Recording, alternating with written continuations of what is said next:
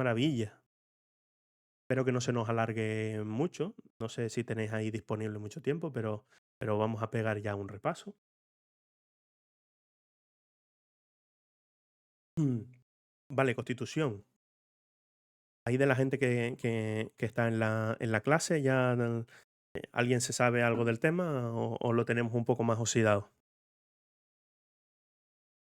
Vamos a empezar a ver cosillas. ¿Qué tenemos? Eso, me hablan por el chat de algunos artículos que son como míticos que caen en las oposiciones un montón de veces. ¿Qué tenemos como constitución, vale? La constitución como tal es la norma suprema que tenemos en España, ¿vale? Hay que entenderlo como una pirámide donde esa constitución la vamos a tener en la punta más alta de todas, ¿vale? Va a marcarnos un montón de aspectos y sobre todo va a influir en todas las normas que luego se desarrollen, ¿vale? Normas pueden ser un montón, hay reglamentos, hay decretos leyes, hay reales decretos, ¿vale? Ya vamos viendo un poco cómo es todo eso. En principio, ¿qué es lo que regula? ¿Regula cómo el interesado tiene días para presentar una solicitud de una subvención? No. Hay que entender que va desde un aspecto más general, más em, de valores, de intenciones, de derechos, ¿vale? Va desde un aspecto más tal a uno más específico. Entonces, lo que tenemos al principio de nuestra Constitución son aspectos que nos garantizan que el resto de las normas no van a vulnerarlo, como puede ser pues la igualdad, el derecho a la educación, el derecho que siempre sale en la tele, ¿no? De una vivienda digna, todo ese tipo de cosas. Dentro de la Constitución hay que decir que hay varios apartados, unos que tienen más em, fuerza jurídica, ¿vale? Y otros que son un poquito más como principios inspiradores, vamos a llamarlos así, ¿vale? Vamos a ver aspectos importantes que tengo aquí para no adelantar mucho. En principio regula aspectos fundamentales que sirven de inspiración o de base para otras leyes, ¿vale? Entre otros, propugna valores que podemos llamarlo como principios básicos, ¿vale? De libertad, la igualdad, la justicia y el pluralismo político. Esto ya lo vimos, ¿verdad? ¿Alguien de los que están en el curso, el team, sabe dónde lo acabamos de ver? Fue la pregunta uno del año pasado, ¿vale? ¿Qué es lo que acabamos de ver ahí antes? Como historia, pues como historia de la Constitución, siempre cada vez que abrimos algo hay un poquito de historia y la verdad es que nosotros vamos a tiro hecho. Podríamos pegarnos ahora a una charla de todas las constituciones que han habido, de otros sistemas democráticos que han habido, ¿vale? Pero vamos a ir a lo que se pregunta. En principio, si hay alguna pregunta de historia, va a ser de fechas relevantes, ¿vale? Fechas relevantes que hay que saberse sí o sí, aunque no suelen preguntarse mucho. Pero en principio no son fechas muy complicadas y es simplemente saber cuándo fue aprobada por las Cortes Generales, que las Cortes se reunieron y aprobaron la Constitución. Esta Constitución se ratifica por el pueblo mediante referéndum, que es una forma, la ratificación mediante referéndum es una forma de aprobación por cada uno de los ciudadanos, es decir, cada uno de los ciudadanos aprobó la ley. No hay que confundirlo con la aprobación, por eso se llama ratificación por referéndum, pero lo digo así para intentar entender mm, eso de una consulta popular o otros aspectos que veremos que a nivel autonómico también se pueden hacer, ¿vale? En principio se sanciona y se promulga por el rey, ¿vale? El día 27 de diciembre, que veremos bien estas sanciones y promulgaciones, pero en principio es ese visto bueno del rey para que se prosiguiera y se publica en el Boletín Oficial del Estado. Para algunas personas que comenzaron antes, les puse algunos artículos del Código Civil, ¿vale? Uno era sobre la entrada en vigor de las leyes. Eso se sigue respetando. Para que las leyes formen parte del ordenamiento jurídico, tienen que ser publicadas en el Boletín Oficial del Estado, ¿vale? Pues la Constitución, bueno, hay que pensar que el Código Civil estaba antes que la Constitución. Con lo cual, un poco esa Constitución siguió el cauce que ya estaba establecido para la publicación de normas, ¿vale? Estructura de la Constitución. Esto siempre es medianamente preguntable, ¿vale? Estamos un poco dando bandazos, pero vamos un poco a tiro hecho para intentar liquidar este tema hoy. ¿Cuántos artículos tiene? Pues eso no lo tenemos que aprender. Tenemos estos 169 artículos. Y la organización que tiene dentro, como si fuera un libro con índices, ¿vale? Hay varios títulos, ¿vale? Hay un preámbulo. Luego hay un título preliminar, luego hay 10 títulos que son los que contienen casi todo el articulado, y luego hay unos aspectos complementarios que se llaman disposiciones adicionales, transitorias y derogatorias y finales, ¿vale? Ahora os digo un poco qué significa cada una de esas cosas. Cuando lo entendemos la numeración, ¿vale?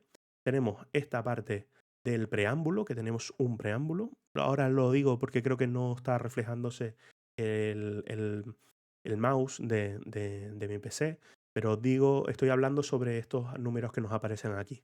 Tenemos un preámbulo, 10 títulos, 4 disposiciones adicionales. Y luego aquí, a mí me gusta recordarlo así, es importante también que os hagáis a la hora de estudiar algunas mnemotecnias, ¿vale? Para intentar recordarlo. Yo siempre traspapelaba, me acordaba de los números, pero traspapelaba y desorganizaba cuál era cuál, ¿vale? Yo ese 911 me acuerdo de las series americanas, de los servicios de emergencia, ¿verdad? Que vienen esos bomberos, pues 4911, que son las transitorias, la derogatoria y la final, ¿vale? ¿Qué son cada una de ellas? Vale. El preámbulo, que no tiene peso normativo, nos habla sobre los aspectos fundamentales de la norma. Es decir, muchas veces hay incluso cuestiones que las normas no llegan a quedar claras, ¿vale? Pero en esas disposiciones iniciales o en esa declaración de intenciones cuando se hace la norma, suele reflejar el espíritu y lo que se pretende conseguir, ¿vale? Eso nos ayuda a la hora de interpretar las normas, ¿vale?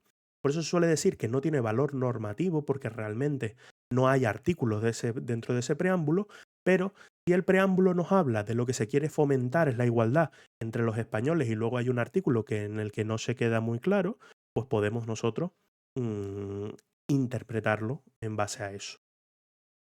Nuestro título preliminar es uno de los más importantes que hay y sobre todo para esta oposición yo creo que es el que vamos a tener que estudiar. Y tenemos los 10 títulos que hablamos y luego de las adicionales son cuestiones que no llega a verse necesario meterlos dentro de la Constitución, pero tienen que verse reflejadas en algún lado. Por ejemplo, si tuviéramos que crear un órgano dentro de una ley, pues haríamos unas disposiciones adicionales en las que ahí incluiríamos pues los órganos, por ejemplo, que puedan ser, que auxilien algo sobre la norma, ¿vale? Si tuviéramos que manifestar algo para dejarlo constancia o que quede más claro, podríamos usar esas disposiciones adicionales. Si pasamos a las transitorias, ¿qué son las transitorias?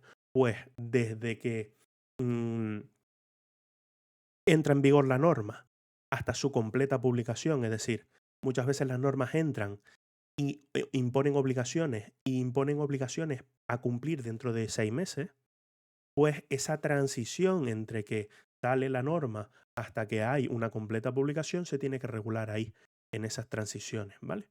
Luego derogatorias es las que anulan todas las anteriores y la final suele ser simplemente se ordena la publicación en el Boletín Oficial del Estado y listo.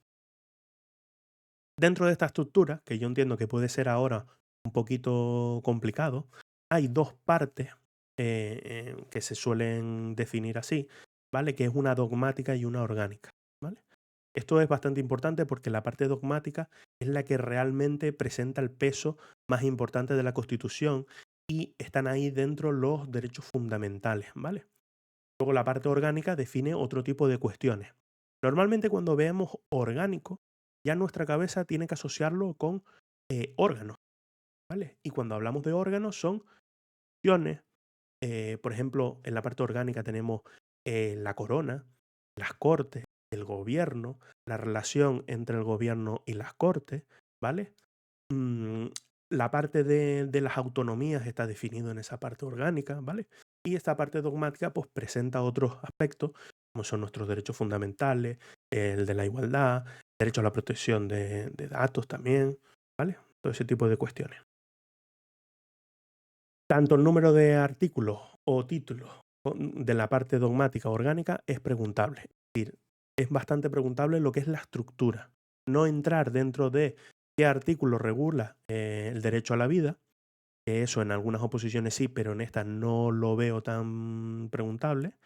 Pero, por ejemplo, algo de la estructura, cuándo se aprobó, cuándo se promulgó, eso es bastante más preguntable. Estructura, pues teníamos ese preámbulo que no tenía valor normativo, que es lo que estábamos hablando. La parte interesante, tenemos nuestro título preliminar del 1 al 9. Luego tenemos nuestro título primero de Derechos y Deberes Fundamentales del artículo 10 al 55, donde vemos que tenemos derechos de los españoles, derechos y libertades, los principios rectores de la política social, ¿vale? Garantías y libertades de los derechos fundamentales y la parte de la suspensión de los derechos y libertades, que esto sí que es muy preguntable y es uno de los epígrafes que tenemos que estudiar, ¿vale? Que lo vamos a ver ahora. Antes os decía que hay algunos aspectos de la Constitución que tienen más valor que otros, por entendernos de alguna manera. Hay algunas cosas que son de obligado cumplimiento y otros que son principios inspiradores. La parte de principios rectores de la política social y económica, que es donde entra ese derecho a la vivienda digna, son principios inspiradores, no son obligaciones que el Estado tenga que cumplir, ¿vale? Son principios en los que su política tiene que ir orientada a esos principios, ¿vale? Por eso es importante entender, porque por ejemplo hay ciertos recursos, como un recurso que se llama recurso de amparo, que se presenta ante el Tribunal Constitucional, que solamente va a proteger sobre ciertos derechos, ¿vale? Que son esos derechos fundamentales de los que hablamos. Entonces vemos que hay algunos que están más protegidos que otros, ¿vale?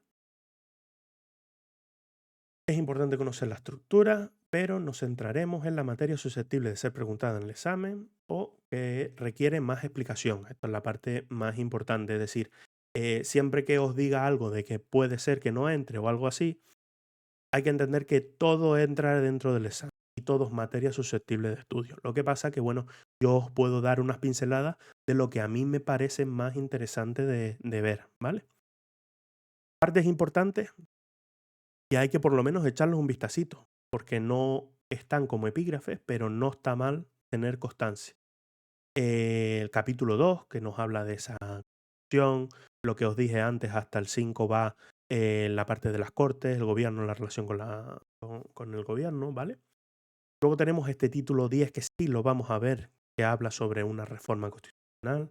Y luego el título 8 que es muy importante para nuestra oposición porque habla de la organización territorial de España, incluyendo la creación de las autonomías, la división de las competencias entre el Estado y la comunidad autónoma, ¿vale?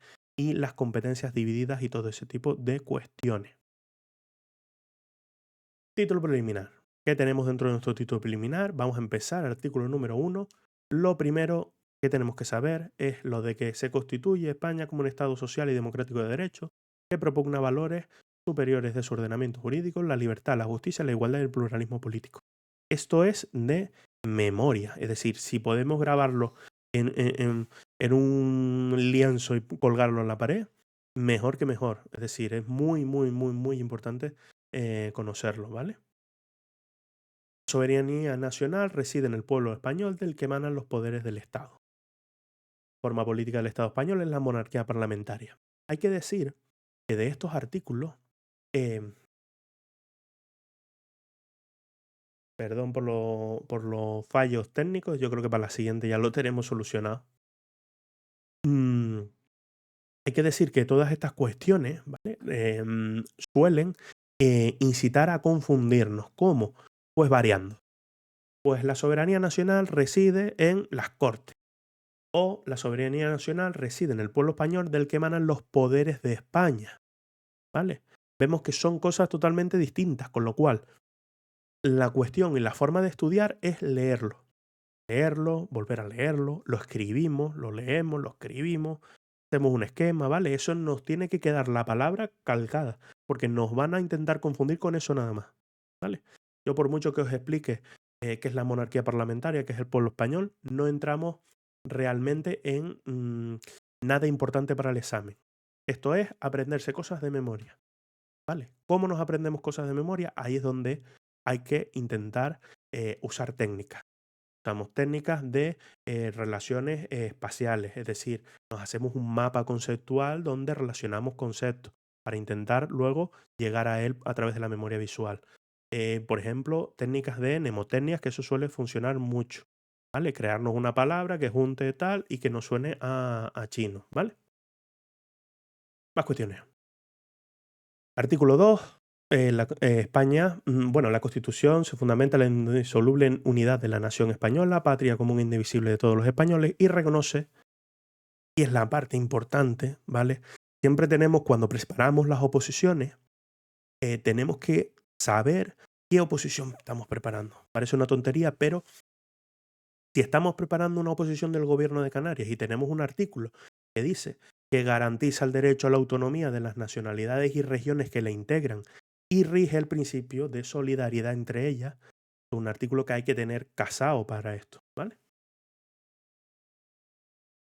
Artículo 3. Castellano. Es la lengua española oficial en el Estado. Todos los españoles tienen el deber de conocerla y el derecho a usarla. Las demás lenguas españolas también serán oficiales, ¿vale? En sus respectivas comunidades autónomas, de acuerdo con su estatuto, y la riqueza de las distintas modalidades lingüísticas de España es un patrimonio cultural que necesita, pues, respeto y protección. ¿Dónde está la chicha aquí? En este deber de conocerla y derecho a usarla. No sé cuántas veces he visto en los exámenes el derecho de conocerla y el deber de usarla. ¿Vale? Un montón de veces. Estas mezclas las suelen hacer mucho. Yo, pues, ¿cómo me acuerdo? Pues ahí veo esa especie de mnemotecnia. Yo esto os lo puse para un poco que entendáis cómo ir haciéndolas, ¿no? Por si alguien tiene alguna duda sobre estas cuestiones, pero esto sobre todo son cosas que trabajaremos ya en la parte de tutoría, ¿vale? Pues se intenta confundir ese deber derecho. Yo me conozco que deber lo tenemos ahí y derecho aparece una R y una U. Y yo me acuerdo de Bélgica y Rumanía. Pues Bélgica y Rumanía, pues tengo ese deber de conocer y derecho a usar.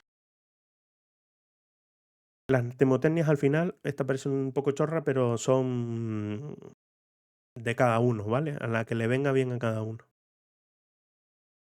Vale, artículo 4, para ir un poquillo rápido, tenemos definido la bandera siendo la amarilla de doble anchura, ¿vale? Que la roja. Los estatutos podrán reconocer banderas también y enseñas propias que serán oficiales y que serán vestidas conjuntamente con la oficial. Y artículo 5, la capital del estado es la Villa de Madrid. Esto es otra de las que cambio cosas. La capital del estado es Madrid. ¡Pum! Mal, suspendido. ¿Vale? La capital de España es la Villa de Madrid. ¡Pum! Suspendido. Estado, nación y España es uno de los principales puntos de confusión. Porque cuando escuchemos lo otro nos tiene que sonar a chino en el examen. Porque si no nos suena a chino nos va a confundir seguro. ¿Vale? Madrid tenía consideración de villa, ¿vale?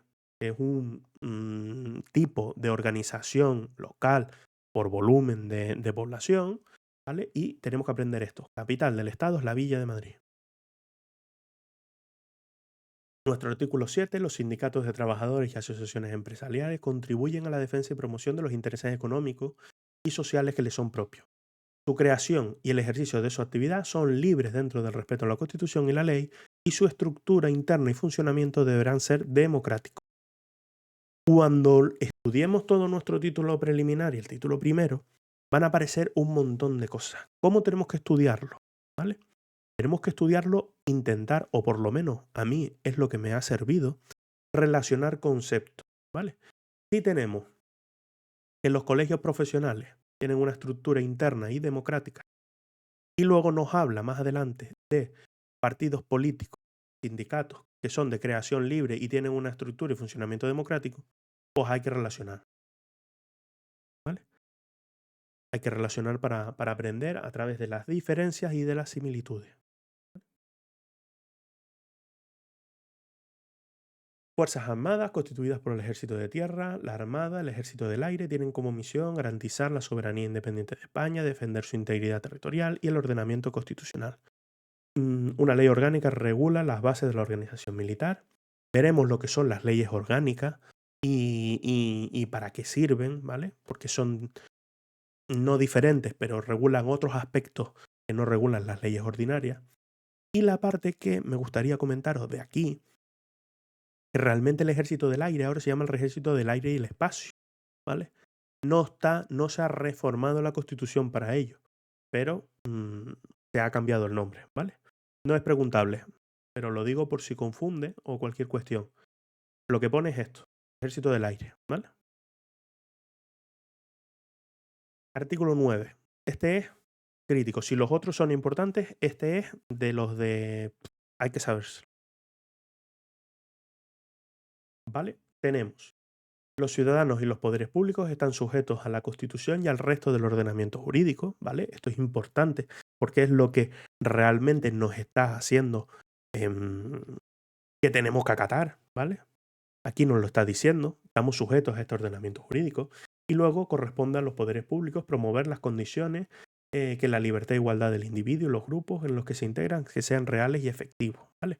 Remover los obstáculos y todo ese tipo de cuestiones. Vamos a la parte importante. El 9.3 nos dice: la Constitución garantiza el principio de legalidad, importantísimo. Si vemos principio o vemos un listado con comas dentro de una ley, eso es importante, ¿vale? ¿Por qué? Porque a la hora de elaborar un examen, es muy común para las personas que hacen la pregunta decir, si yo copio y pego ese listado y en una de las cosas lo quito y pongo otro, ¿vale? Ya tengo una pregunta mal. Muy fácil de hacer las preguntas, ¿vale? Por eso es tan importante. Aparte de eso, este artículo es crítico para un montón de cosas y lo vamos a ver en un montón de cuestiones. Tenemos principio de legalidad, jerarquía normativa, unas normas por arriba de las otras, publicidad de las normas, la irretroactividad de las disposiciones sancionadoras no favorables o restrictivas de derechos individuales. Importantísimo. Luego, seguridad jurídica, que eso, tal, la responsabilidad y la interdicción de la arbitrariedad de los poderes públicos, que si no me equivoco, tengo más o menos definido lo que es cada cosa aquí delante. Sí, tenemos nuestro principio de legalidad. ¿Qué significa principio de legalidad?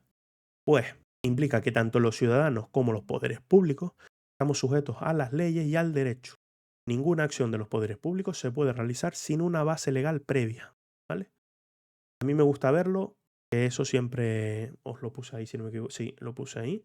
Me gusta verlo como que las personas podemos hacer un poco, pues todo, excepto lo que las leyes nos lo prohíben, ¿vale? Pues si no hay nada que prohíba que circulemos por la calle, pues vamos por la calle, ¿vale? Las leyes nos sirven como limitantes, pero las administraciones son seres, hay que entenderlos, seres inertes, ¿vale? Ellos funcionan como máquinas y la ley tiene que decir lo que tiene que hacer, ¿vale? Ese es el cambio de chip. Eso para esa parte un poco explicada, ¿vale? Ninguna persona puede ser sancionada si no existe una ley previa que prohíba la acción. La parte importante que nos llevamos de ese principio de legalidad. Y las normas, perdón, si las sanciones, que es el caso, las sanciones tienen que estar definidas por una ley, ¿vale? No nos pueden sancionar por cualquier otra cosa que no esté definida en la ley. Si un reglamento define sanciones, es nulo de pleno derecho por vulnerar este artículo, ¿vale? Las leyes definen las sanciones, ¿vale? Este es el principio de legalidad. Jerarquía normativa. Este principio es menos difuso que el anterior. Este está bastante más claro. Las normas están ordenadas en una estructura escalonada, teniendo como norma suprema nuestra Constitución española y después tenemos todas las leyes y reglamentos o el resto del sistema del ordenamiento jurídico, ¿vale? Hacia abajo. Ninguna norma que esté por debajo puede contradecir a las superiores. Esa es la parte importantísima de este artículo. Y de ahí donde nos define esa jerarquía. Jerarquías de mando las entendemos. Nosotros somos niños y nuestros padres no les discutíamos. Ellos tenían la autoridad y lo que ellos decían iba a misa. Si ellos no decían algo y lo dejaban ambiguo, a lo mejor nosotros teníamos potestad para decir algo, ¿vale? Pues hay que verlo un poco así. Pues si una ley no define algo y lo deja un poco ambiguo, o dice que un reglamento está por debajo lo defina, pues entonces le está dando la potestad al niño. Vale, habla tú y decide lo que tú creas. ¿Vale? Ah, perdón.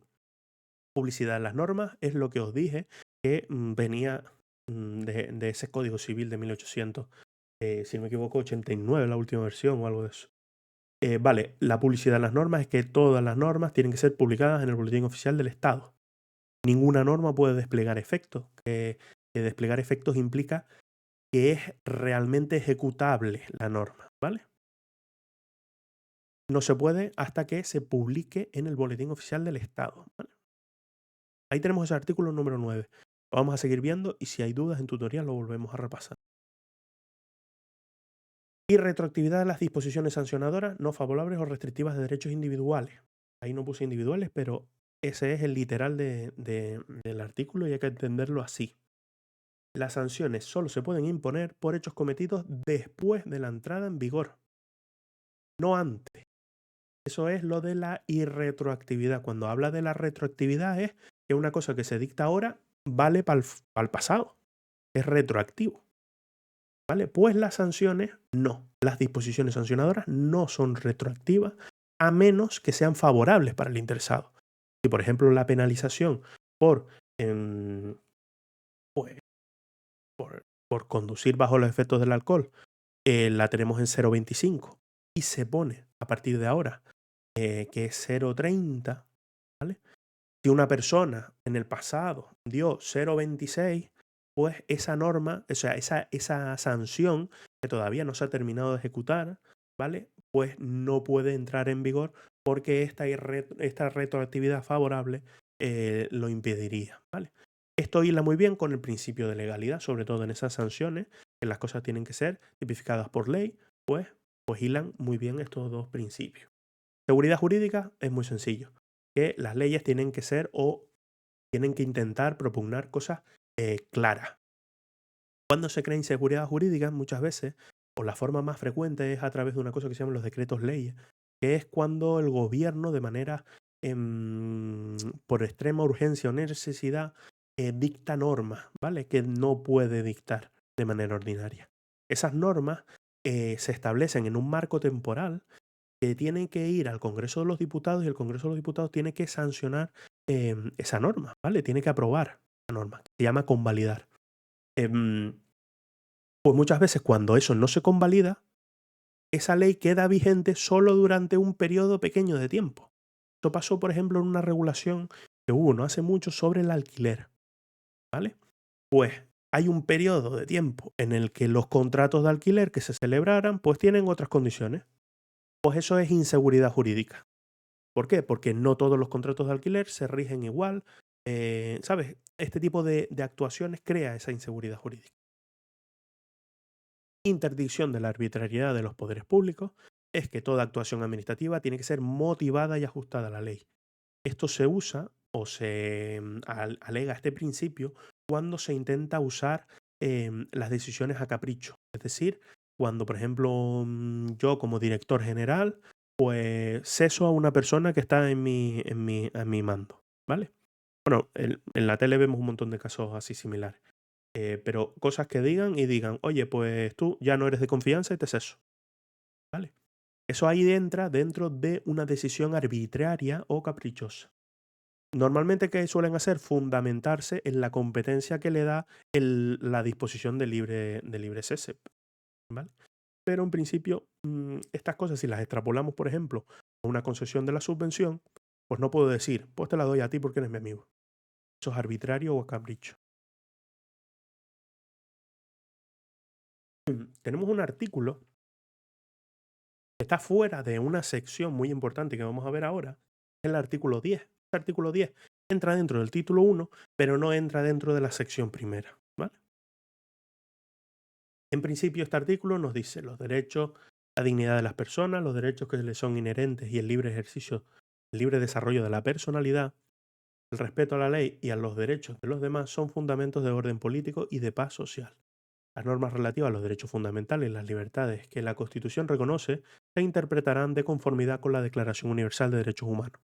¿Vale? Es muy común también ver este tipo de interpretaciones, ¿vale? O fijar estas interpretaciones. Es vital, aquí os puse estos tipos de artículos, así como el 14, que es el 14 es el de la igualdad, ¿vale? Que se encuentran fuera de las secciones, ¿vale? Entonces es común, por lo menos a la hora de conocerlos por la parte de la estructura. Es decir, tenemos que saber si hay un artículo suelto allí y todos los demás están agrupados, pues fíjate en eso, porque eso es más preguntable que otra cosa, ¿vale? Os lo puse aquí, perdón. Los españoles son iguales ante la ley sin que pueda prevalecer discriminación alguna por nacimiento, raza, sexo, religión, opinión o cualquier otra condición o circunstancia personal o social, ¿vale? Esta pregunta ha entrado bastante en los exámenes y también suele pasar lo de mover o cambiar los datos. No ponemos raza, cambiamos nacimiento por otra cosa, religión, añadimos conceptos nuevos, ¿vale? Aquí tenemos un listado de eso que estamos hablando de que son comunes, ¿vale? El derecho a la igualdad y es muy importante porque está sujeto a ese recurso de amparo que es importante para la defensa de los derechos fundamentales cuando hay una vulneración que ya sabemos, a ver si alguien se acuerda ante quién se presenta, pues lo dije hace un momento. A ver, ese grupo por el Tribunal Constitucional es el que prevalece esos derechos. Sección primera, de los derechos fundamentales y de las libertades públicas. Importantísimo. ¿Por qué? Porque son los derechos que tienen más protección. Están súper protegidos. Cualquier cosa que vulnere esto es nulo, ¿vale? Y esto no es una interpretación, esto es que tenemos derecho, ¿vale? Susceptibles de un recurso especial, que lo he dicho un montón de días. Vale, me dicen por el chat de dentro de la academia que es el primer día que están bastante dormidos. Vale, esto ya empezamos a toda pastilla. Y no hay. Ya hubo bastante con los roscones de Reyes ayer. Este recurso especial, ¿vale? De amparo incluye el artículo 14 al 29 y el 30.2. Esos son los artículos que son susceptibles de presentar ese recurso, ¿vale? Ya os lo pongo aquí. Lo vuelvo a preguntar al final, por si alguien se lo quiere apuntar en algún lado. Recurso de amparo empieza en el artículo 14 al 29. ¿Qué es del 14 al 29? Pues nuestro título primero, ¿vale? Tenemos nuestro 14 al 29, podemos ver el título primero del capítulo primero, la sección primera completa, el artículo 14 primero, luego esa sección y luego el 30.2, ¿vale? Creo que, si no me equivoco, el 30.2 os explico después por qué se incluye a nivel constitucional, porque realmente no está recogido así en la Constitución, ¿vale? Los derechos fundamentales. Artículo 15. Derecho a la vida, a la integridad física y moral, sin que en ningún caso pueda ser sometido a tortura, ni penas o tratos inhumanos o degradantes. Queda abolida la pena de muerte, salvo que lo que se pueda disponer en las leyes penales militares para los tiempos de guerra. ¿Vale? Esto es importante por varias cuestiones. Importante, nivel de protección. Hemos escuchado todo lo que ha pasado siempre con el tema de la eutanasia, todo ese tipo de cuestiones, ¿vale? Ahí no voy a entrar yo en ninguna cuestión política o cuestiones de esas. Pero donde quiero entrar es en que veamos el nivel de protección que tiene el derecho a la vida, ¿vale? El derecho a la vida tiene un nivel de protección máximo, ¿vale? Con lo que cualquier ley que quiera regular, cualquier sistema que atente contra el principio de la vida es nulo de pleno derecho, ¿vale? Si no se reforma la Constitución. Entonces ahí son esas cosas que se vuelven complicadas de legislar. Ya no es que se quiera procesar algún tipo de cuestión de esa, sino que se vuelve complicada de alguna forma que los poderes públicos atenten contra los derechos fundamentales, ¿vale? Vale. Artículo 16. Se garantiza libertad ideológica, religiosa y de culto, ¿vale? de los individuos y las comunidades sin más limitación en sus manifestaciones que la necesaria para el mantenimiento del orden público protegido por la ley.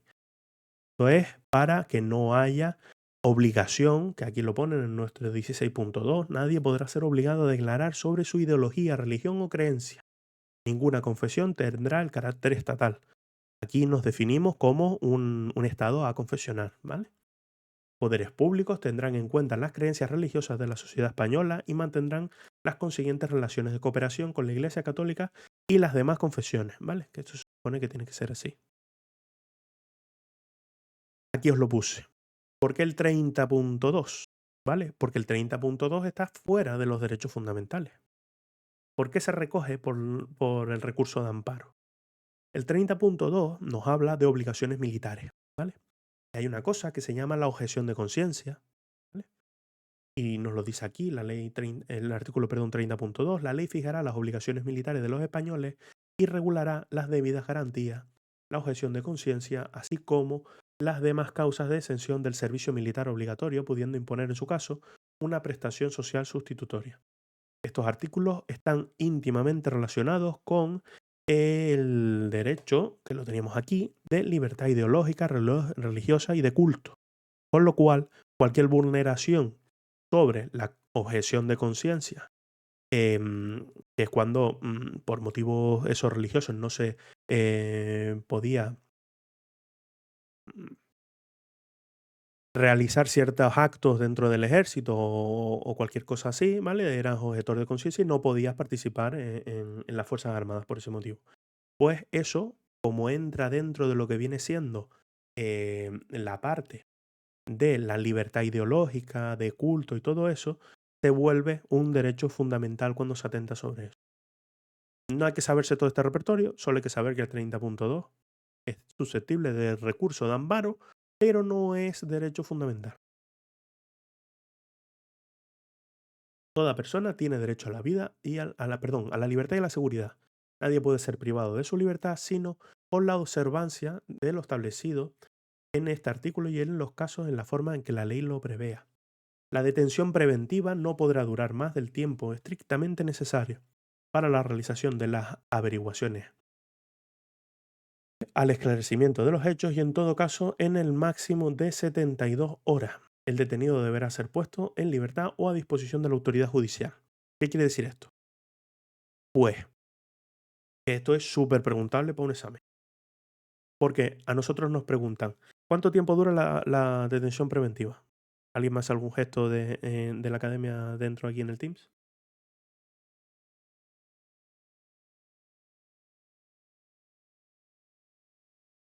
El tiempo estrictamente necesario, siempre. ¿Alguien puede estar detenido más de 72 horas? En principio no, ese es el tiempo máximo, pero es el tiempo indispensable. Indispensable, pero no más de, no más de 72 horas, sí, correcto. Vale, toda persona detenida debe ser informada de forma inmediata y de modo que le sea comprensible de sus derechos y de las razones de su detención, no pudiendo ser obligada a declarar. Se garantiza la asistencia de abogado al detenido en las diligencias policiales y judiciales en los términos que la ley establezca. La ley regulará un procedimiento de habeas corpus. Esto nos suena a chino, ¿no? Para producir la inmediata puesta a disposición judicial de toda persona detenida ilegalmente. Asimismo, por la ley se determinará el plazo máximo de duración de la prisión provisional. Vale, el habeas corpus es un procedimiento por el cual las personas detenidas, ¿no? O quizás a lo mejor la parte de la defensa y todo eso, pero en principio hay que entenderlo como un procedimiento que inicia el detenido cuando considera que su detención es ilegal, ¿vale? Hay formas en que las detenciones, bueno, las leyes regulan cómo tienen que hacer una detención, ¿vale? Y hay veces en que si no se cumplen todos los requisitos para poder retener a una persona provisionalmente, se convierte en una retención eh, ilegal, ¿vale? Nosotros, por ejemplo, si hay una persona que nos debe dinero y vamos y la agarramos y la dejamos encerrada dentro de un piso, ¿eso qué se considera? ¿Una prisión provisional? No. Son un secuestro o una retención ilegal, ¿vale? No tienes los cumplimientos, los requisitos necesarios para retener a esa persona ilegalmente. Ahora bien, Si una persona comete un homicidio, ¿nosotros lo podemos retener o nos van a imputar un delito de retención ilegal? En el caso de delitos y más de delitos graves, está más que justificado que nosotros podamos retener a una persona, ¿vale? Entonces, cuando los medios necesarios para la detención no son los adecuados, la persona que considere que está detenida ilegalmente puede solicitar habeas corpus, que es la puesta a disposición inmediata ante la autoridad judicial. Te van a coger y te van a llevar ante el juez. ¿Y el juez qué va a hacer? Sacarte, que es lo que piensan muchas veces que aparecen estas series de policías, que yo a veces he visto algún episodio de eso y me veo invocando el habeas corpus a los detenidos porque piensan que ahí van a salir. Pues no, lo llevan ante el juez, lo presentan y le dice el juez, no, la detención es legal, vuelve usted a la prisión. ¿Vale? Y ya está. Hago ese chascarrillo un poco para ver si se acuerda uno más de ese habeas corpus cuando salga, ¿vale? Artículo 18.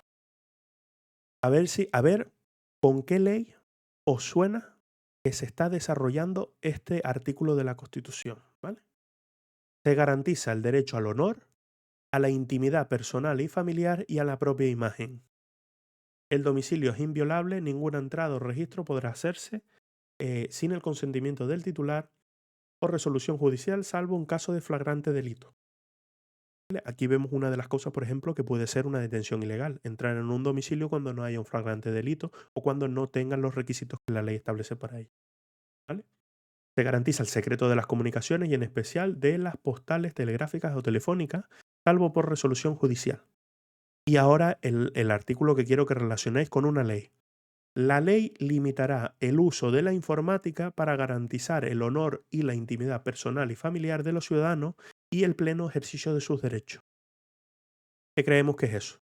¿Qué ley puede ser la que está desarrollando este artículo 18.4?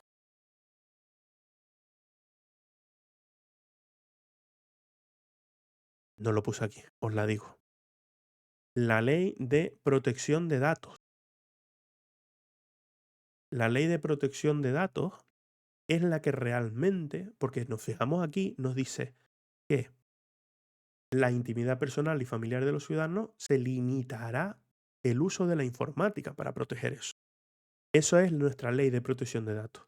Va a definir o limitar el ejercicio a través de medios telemáticos y de comunicaciones del ejercicio de esos derechos de la intimidad, el honor y todo eso. ¿Vale? Con lo cual, este es el principio fundamental que rige esa ley.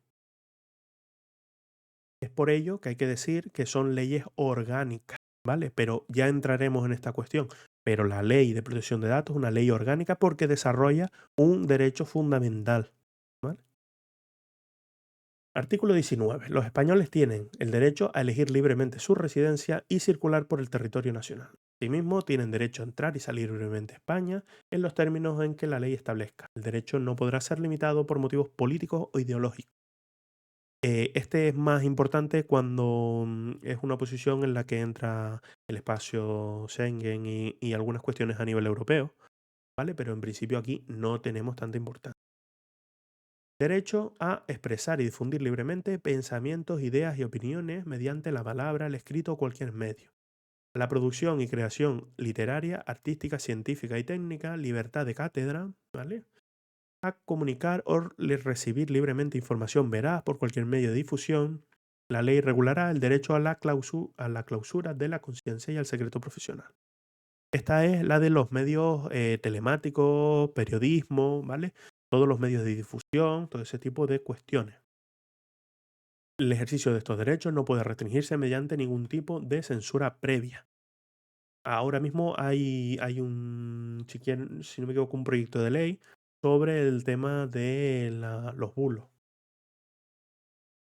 Vale, tengo calculado aquí que a lo mejor cada media horita o algo así me hace se corte la cámara. Vale, seguimos. La ley regulará la organización y el control parlamentario de los medios de comunicación social dependientes del Estado de cualquier ente y garantizará el acceso a dichos medios de los grupos sociales y políticos significativos, respetando el pluralismo de la sociedad y las diversas lenguas de España. Las libertades tienen su límite dentro de los derechos reconocidos en este título, ¿vale? Previendo lo del derecho al honor, la intimidad, la propia imagen, ¿vale? Estas cuestiones son más de leérselas y comprenderlas y lo que nos toca en las oposiciones, ¿no? Pero cuestiones importantes es que nos dice, solo podrá cogerse el secuestro de las publicaciones, grabaciones y otros medios de información en virtud de resolución judicial. Hay que acordarse de esto. Nos dice resolución judicial a seca, secuestro a seca, ¿vale?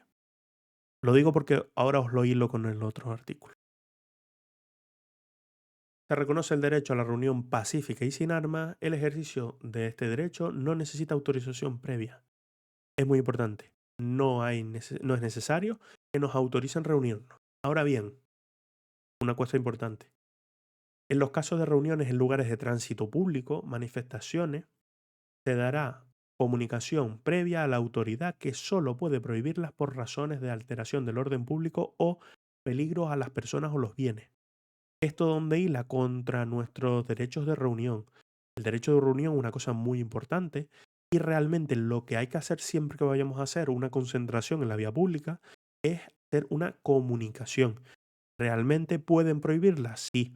Si por ejemplo la comunicación es meter 70.000 personas en una calle, probablemente haya un problema de aglomeración y pueda haber problemas, ¿vale? Con lo cual en principio hay veces que se pueden prohibir. Pero en principio reconocemos como el derecho de reunión pacífica y sin armas, libre y no necesita autorización. Se reconoce el derecho a la asociación, ¿vale? Las asociaciones que persigan fines y utilicen medios tipificados como delitos son ilegales. Las asociaciones constituidas al amparo de este artículo deberán inscribirse en un registro a efectos de publicidad nada más. Las asociaciones que solo pueden ser disueltas o suspendidas en sus actividades en virtud de una resolución judicial motivada, ¿vale? Entonces, vamos a estudiar, estamos estudiando. ¿Qué nos puede pasar o qué haría yo? Mira, me voy a poner el caso, soy del tribunal y voy a hacer una pregunta. Pues yo me voy al otro donde pone resolución judicial y te pongo resolución judicial motivada. Y caemos, y caemos. Porque a ti en la cabeza te viene que hay una resolución judicial motivada en algún lado, ¿vale? Por eso os lo digo tanto lo de aprender por diferencia. Es decir, cogemos este artículo, lo escribimos al lado del otro y vemos que allí no es motivada y aquí es motivada, ¿vale? Artículo 23. Los ciudadanos tienen derecho a participar en los asuntos públicos, ¿vale? Directamente o por medio de representantes. Esto es lo que viene siendo esta forma que tenemos realmente de toma de decisiones, ¿no? En la que delegamos a una persona que nos representa nuestros intereses, ¿vale? Asimismo, tienen derecho a acceder en condiciones de igualdad a las funciones y cargos públicos con los requisitos que se señalen en las leyes. Este artículo 23.2 sirve de base para el acceso a la función pública, por ejemplo, ¿vale? El acceso a cargos públicos en la estructura política, ¿vale? 24. Tenemos todas las personas tienen derecho a obtener tutela efectiva de los jueces y tribunales en el ejercicio de sus derechos e intereses legítimos, sin que en ningún caso pueda producirse indefensión, ¿vale? ¿Por qué es muy importante? Teníamos algunos artículos, por ejemplo, de la jurisdicción contencioso administrativa. Hay algunos procedimientos de la justicia, por ejemplo, que establecía trabas para acceder a la justicia. Entonces, si a ti una administración vulnera un derecho y a ti no te dejan acudir a la justicia, están vulnerando el derecho a obtener la tutela judicial efectiva, que es que un juez tome la decisión. ¿Vale? Eso es cuando un juez tutela tu derecho. ¿Vale? Tú lo has intentado con la administración cree que no, tú piensas que tu derecho está vulnerado y quieres acceder a que un juez tutele ese derecho. Cuando llegas a ese juicio, es el juez el que a lo mejor te da la razón porque realmente lo están vulnerando.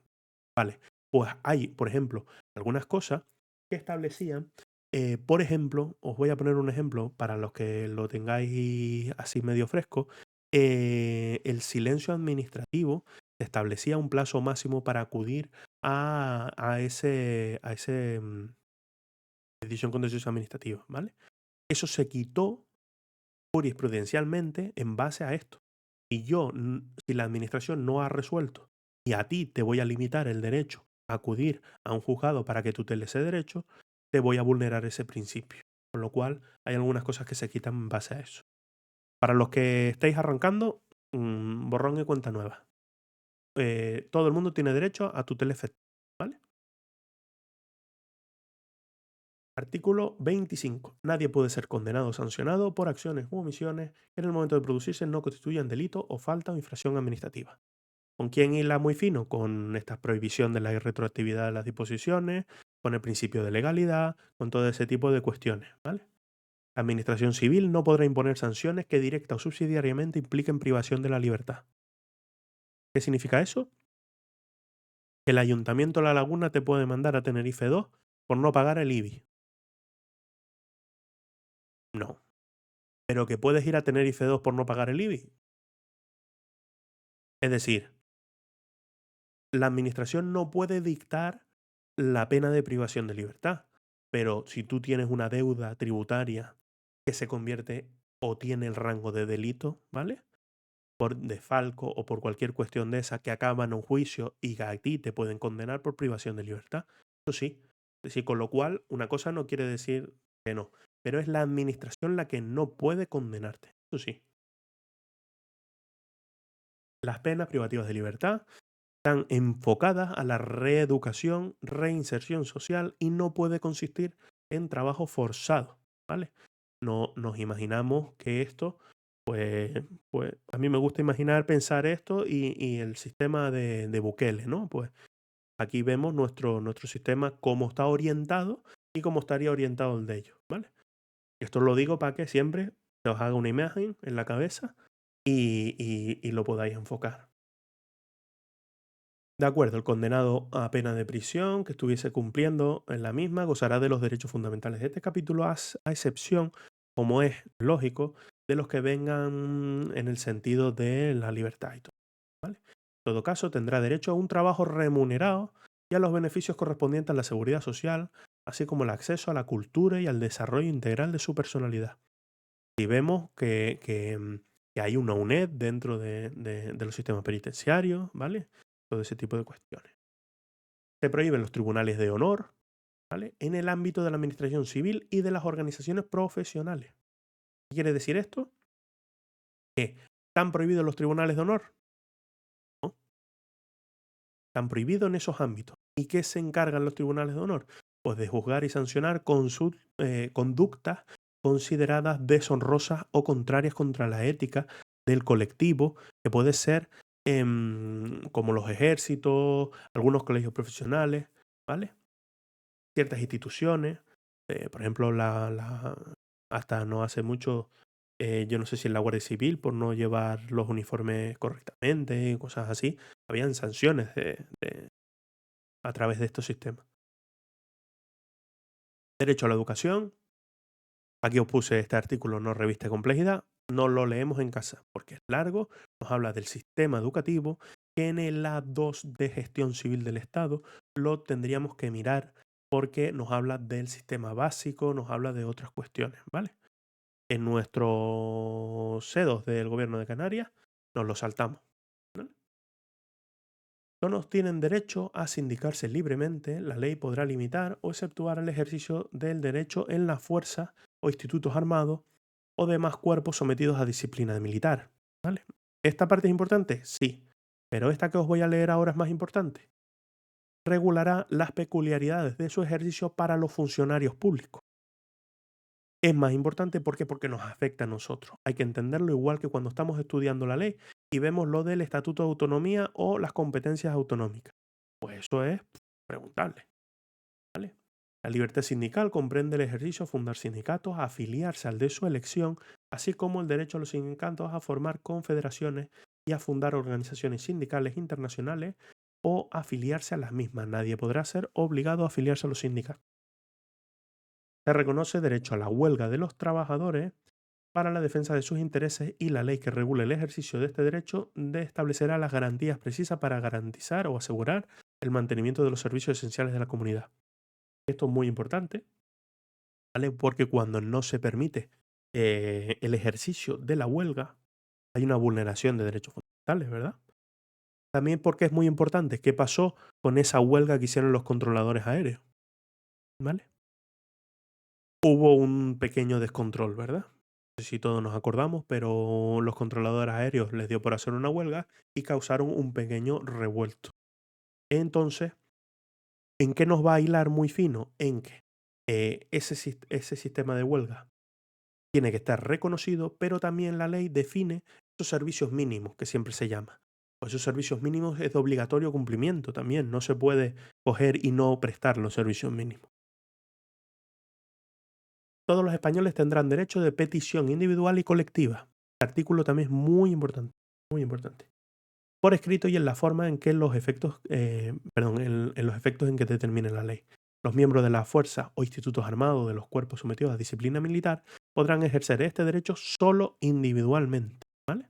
Y con arreglo a lo dispuesto en su legislación específica. Esta parte es importante porque cuando hacemos la parte de procedimiento administrativo, la intentamos siempre hilar también con este derecho de petición, ¿vale? No es lo mismo un procedimiento administrativo que un derecho de petición. Yo tengo derecho a acudir a un ayuntamiento y pedirle lo que quiera, ¿vale? Otra cosa es que no te vayan a hacer caso, pero tú tienes derecho a ir ahí y te tienen que atender y escucharte. Ese es el derecho de petición, ¿vale?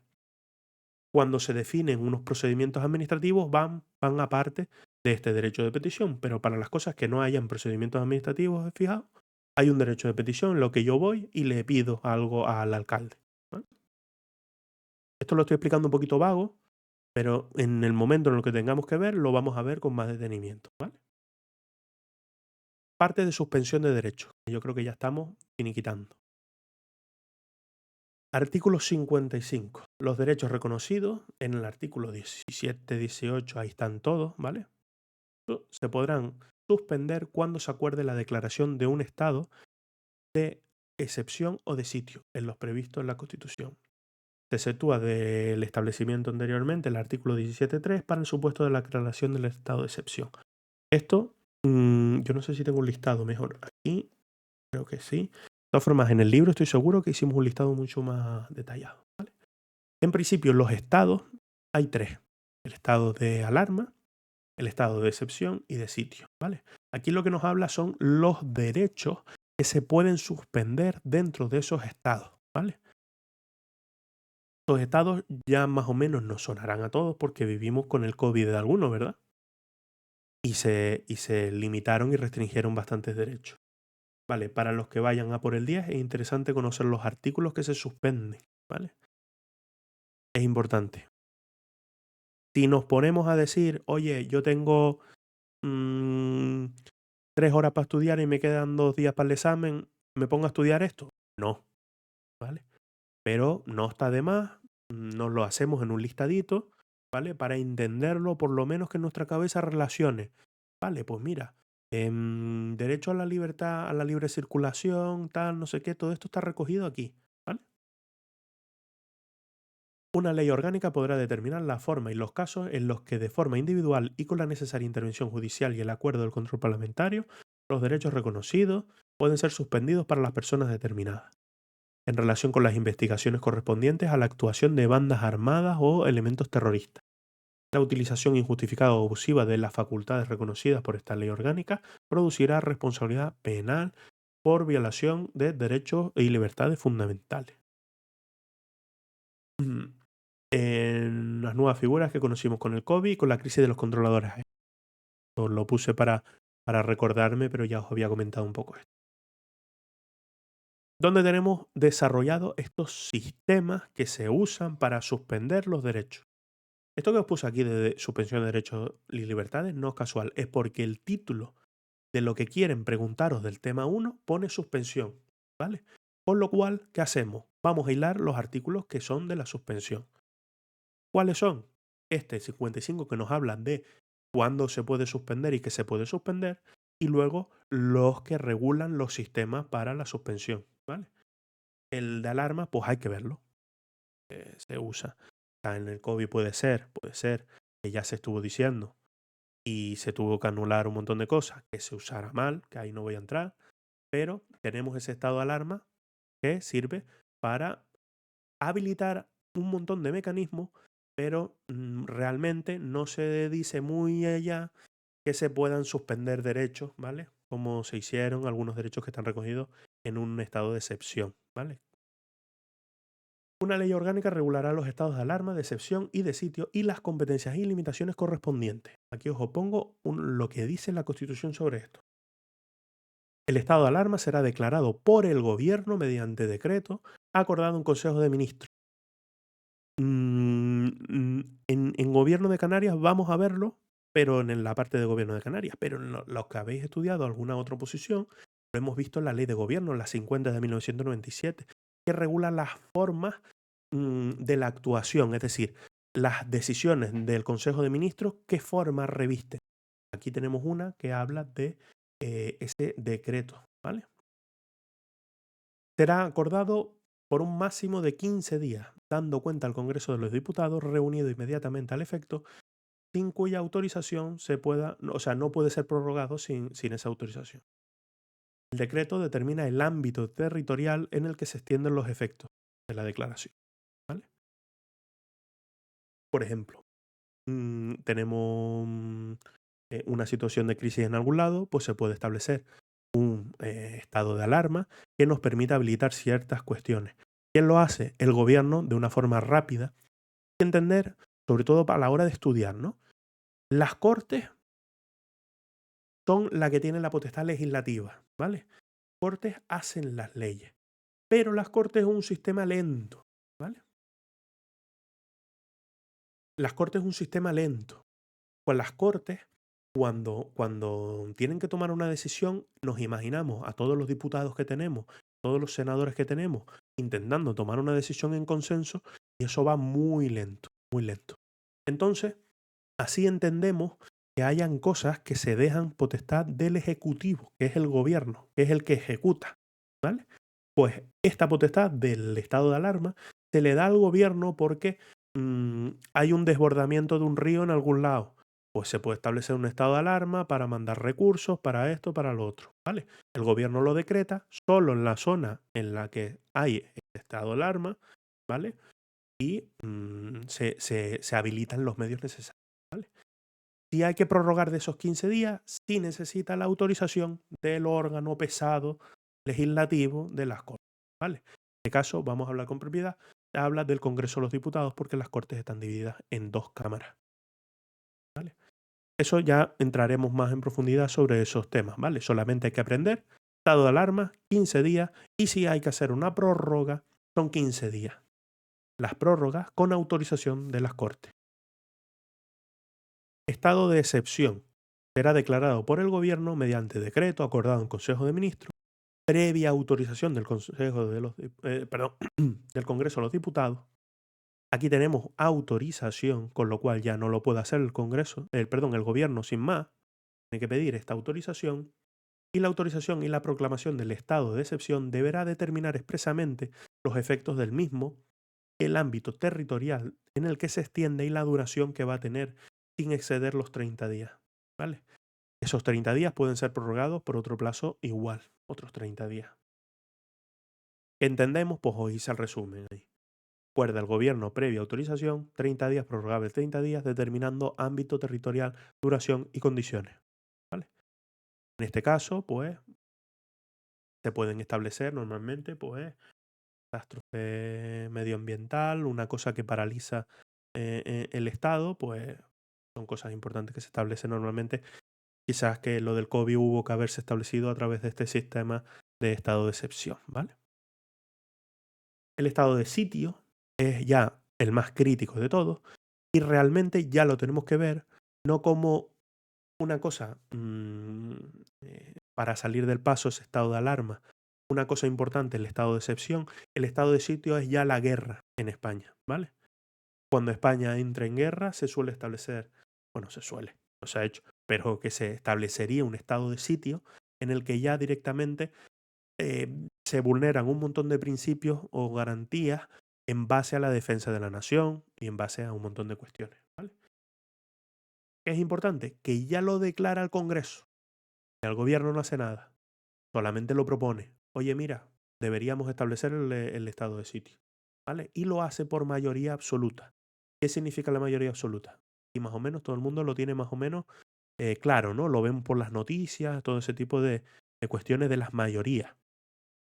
Cuando se habla de mayoría se suele hablar de un quórum. Quórum es el requisito de la toma de decisión en un órgano colegiado. Os puse un ejemplo aquí. Digo, si somos 5 amigos decidiendo pedir un plato para compartir. Vamos a imaginarnos, somos 5 amigos. ¿Cómo tomamos la decisión de si vamos a pedir un plato carne fiesta o no? ¿Vale? ¿Cómo tomamos esa decisión?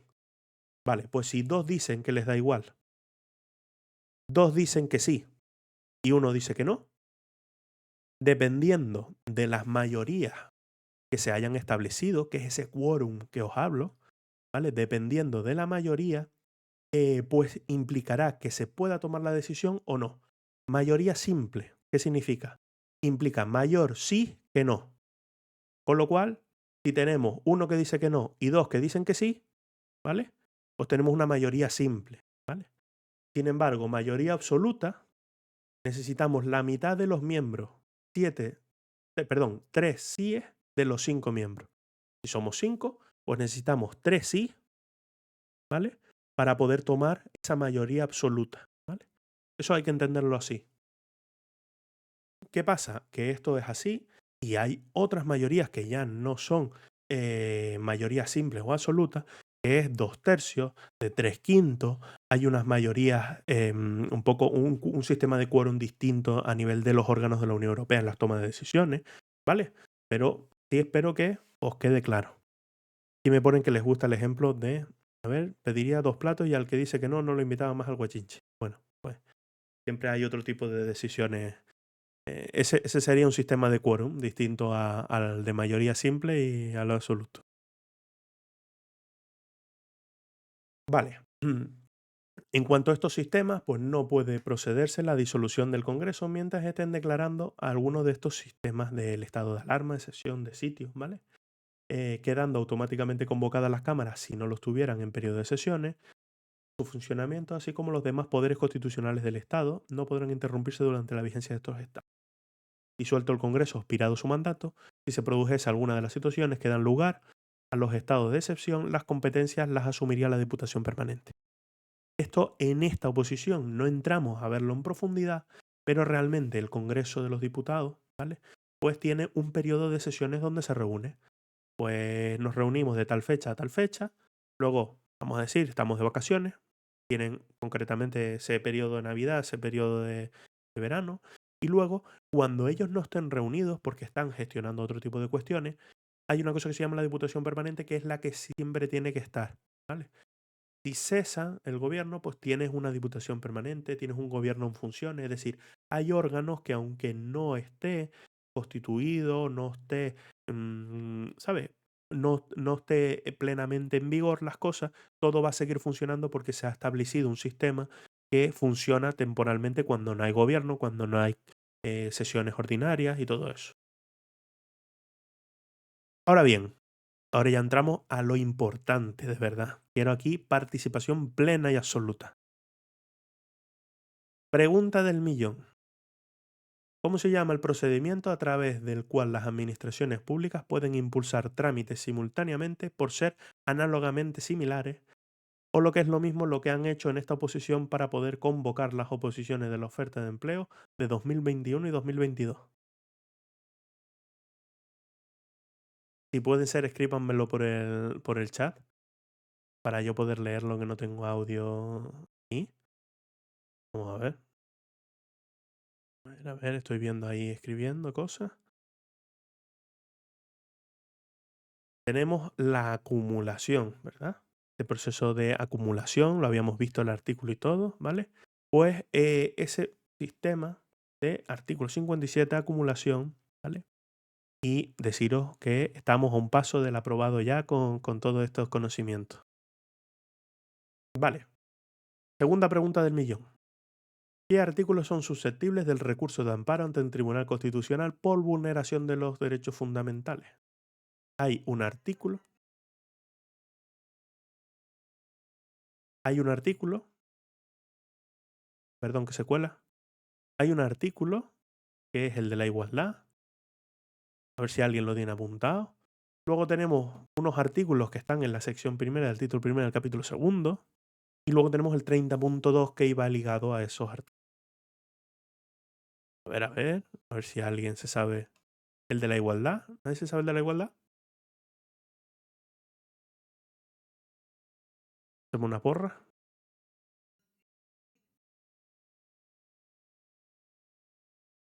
Veo mucho 14. Veo mucho 14. Está bien, está perfecto. ¿Vale? Tenemos ese artículo 14. Nos acordamos, lo dije sobre el 10. Está el 10 suelto y luego empieza la sección, ¿verdad? Luego tenemos ese 14 suelto y luego empieza del 15 al 29, ¿vale? Y luego el 30.2. Del 14 al 29 y el 30.2, o si nos lo queremos aprender como el 14 del 15 al 29 y el 30.2. Lo que nos sea más sencillo, ¿vale? Importantísimo ese 30.2, ¿vale? Y ahora bien, pues nada, que vamos finalizando, que espero veros pronto por el campus, que ya somos medio funcionarios o funcionarias de carrera. Y decir que a partir de ahora pues ya se habilita en el campus un montón de cuestiones. Hay un test sobre este tipo de cosas. Esto sería lo que englobaría nuestro tema 1, ¿vale? Que es quizás a lo mejor el más livianito que podíamos hacer. Y nada, que ahora me conecto yo a la reunión para hablar con la gente de la academia un poco cuestiones de la preparación y todo eso. Nada, pues ha sido un placer y espero veros pronto. Saludos.